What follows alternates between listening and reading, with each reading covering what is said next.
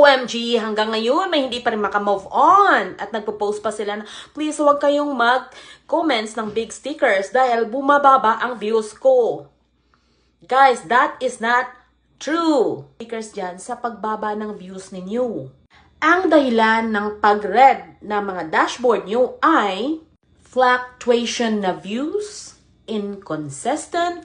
Ibig sabihin, yung pagtaas at pagbaba ng mga views nyo sa araw-araw. Just keep on uploading good contents, quality contents, okay?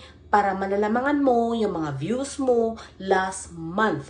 Habang hindi mo malalamangan yung views mo last month, like 28 days, in 14 days, 7 days, red pa rin yung dashboard ninyo. Kailangan malalagpasan nyo yung views ninyo bago yan mag-green nung mga nakaraang araw. Alam niyo ba yung mga stickers na yan, as long na sumusunod lang naman ng community standards, walang problema yan. Eh, sino ba yung malilintikan pag hindi sila sumusunod? Eh, pwede naman yung i-report.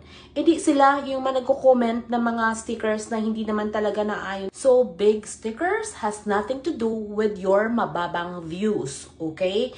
As long as sumusunod yan sa standard ni Meta, walang problema yung big stickers sa comment.